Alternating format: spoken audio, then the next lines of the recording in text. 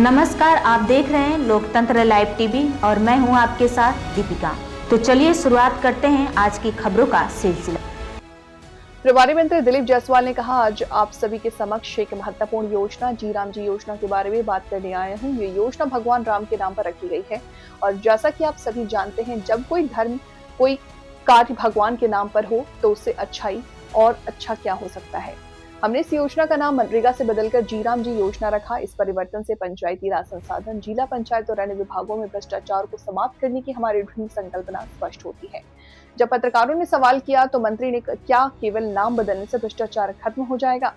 जायसवाल ने उत्तर दिया कि आप बिल्कुल सही कह रहे हैं, नाम बदलना ही पर्याप्त नहीं। इस विषय पर अंतिम उत्तर माननीय प्रधानमंत्री नरेंद्र मोदी जी देंगे। उनका मार्गदर्शन ही इस दिशा में आगे का कदम तय करेगा। आपने इस योजना को नाम बदले हैं, सड़क योजना, इंदिरा आवास योजना आदि। क्या ये सिर्फ राजनीतिक प्रचार है? जायसवाल ने कहा, हमारा उद्देश्य केवल नाम बदलना नहीं बल्कि जनता के हित में कार्य करना है। पूर्व सरकार ने कई योजनाओं को गांधी नेहरू के नाम पर रखा था। हमने उन्हें राष्ट्रीय भावना के अनुरूप पुनः नामित किया ताकि हर योजना का मूल उद्देश्य स्पष्ट रहे। जब पत्रकारों से पूछा आईपीसी की धाराओं को सुधार कर बीएन ऐसा क्यों किया गया, मंत्री जी ने कहा कि ये एक प्रशासनिक सुधार है जिसका उद्देश्य कानूनी प्रक्रियाओं को सरल बनाना है। नागरिक सुरक्षा संहिता बीएनएसएस और भारतीय साक्ष्य अधिनियम बीएसए 2023 तीन नए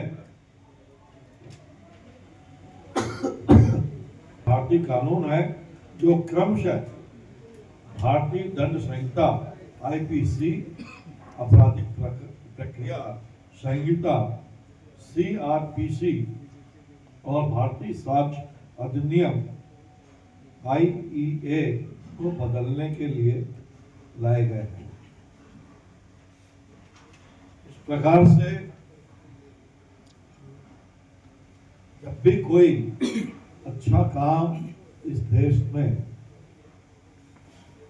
माननीय मोदी जी की सरकार या मोहन यादव जी की सरकार प्रदेश में करता है तो कांग्रेस खाली पोपो डंडा करके लोगों को भ्रमित करना, काम में बाधा डालना, लोगों को कंफ्यूज करना, ये काम करने होती रही है क्योंकि उसको न विकसित भारत अच्छा लग रहा न ही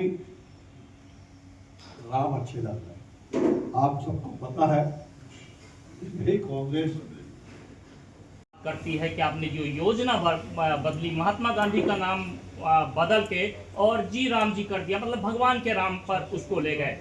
आपकी सरकार जब से आई है तो इस देश में बहुत से नाम बदले गए, मुगलों के रखे गए नाम बदले गए, अन्य शासकों के नाम बदले गए। अब इस योजना में भी आप जो है तो भगवान को लेकर आ गए हैं। इसको लेकर हमारा सवाल पूरा हो जाए मंत्री जी, हमारा सवाल पूरा हो जाए तो उसमें कांग्रेस ये आरोप कर रही है कि आप इसको धार्मिकीकरण कर रहे हैं।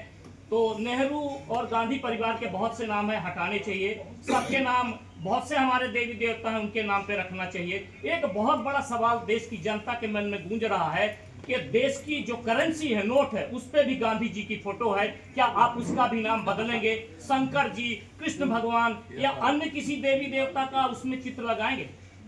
ये जो आपने प्रश्न भी ला दिया लास्ट में, ये तो इसका जवाब तो मोदी जी देंगे। इसमें आपने जो बात कही, कांग्रेस आरोप लगा रही है कि हर काम में राम। देखिए, महात्मा गांधी का ही सपना था राम राज्य की। ये हमारा महात्मा गांधी जी का ही सपना था राम राज्य की, राम राज्य की हो। तो हमने अगर गांधी जी के सपनों को पूरा करने के लिए ग्रामीण विकसित भारत से जोड़ते हुए जी राम जी जोड़ा, इसमें कांग्रेस को क्यों नहीं, ये मिशन आगे बढ़ेगा। हमने अपना नाम नहीं रख दिया। हमने अगर सड़कें अच्छी बनाई तो प्रधानमंत्री सड़क नाम, आवास बनाया गरीबों के लिए तो प्रधानमंत्री आवास नाम दिया, हमने उज्ज्वला योजना दिया, हमने कोई राजीव के नाम पे, नेहरू के नाम पे, इस प्रकार से हमने परिवार, ऐसे पूरा ये देश एक परिवार की प्रॉपर्टी है, ये हमने नहीं किया। ठीक है ना? लेकिन अब बदलना चाहिए ना, तो पूरी तरह से बदला जाए। निश्चित सारे तौर नामों को- पर आपकी भावना मैं समझ रहा हूँ, जो राष्ट्र का आपने कहा है वो तो मोदी जी बताएंगे, लेकिन मैं इतना कहना चाहता हूँ कि जो भी आताताई लोग रहे इस देश को लूटे, इस देश में जघन्य हत्याएं किए, ऐसे आताताइयों के नाम से जो भी हो उसका नाम बदलना चाहिए, जिससे मैं भी सहमत हूँ और सरकार धीरे धीरे बदल रही है और बदलेगी। संवेदनशील प्रश्न है मंत्री जी, संवेदनशील प्रश्न है। मनरेगा में जो है, मंत्री जी, एक सेकंड, मंत्री जी, जो मनरेगा में प्रावधान था, सेंटर से पैसे आते थे, अब राज्य और सेंटर दोनों की डिसाइडेशन है कि वहां से भी आएगा, इनकी भी भागीदारी रहेगी। जिस स्थिति में वहां कांग्रेस सरकार होगी, उस स्थिति में कैसे कम्युनिकेशन बनेगा, कैसे योजना चल पाएगी? देखिए, यह देश संघीय ढांचा के आधार पर काम करती है। सेंट्रल में हमारी सरकार हो, स्टेट में किसी भी गवर्नमेंट हो, उससे ये नहीं है कि उस प्रदेश का बजट हम उसको नहीं देंगे। जहाँ की जितनी जनसंख्या हो उसके अनुपात पर उसका जो हक है वो सरकार देती है। स्टेट में भले हमारी सरकार हो, किसी भी नगर निगम, नगर पालिका, नगर पंचायत में किसी की भी सरकार हो, ग्राम पंचायत में किसी भी दल का व्यक्ति सरपंच हो, जनपद हो, अध्यक्ष हो, जिला पंचायत हो, उससे उस पंचायत का, उस जनपद का, उस नगर पालिका का, नगर निगम का फंड में कोई कमी नहीं आती, क्योंकि देश प्रदेश संघीय ढांचे का लाभ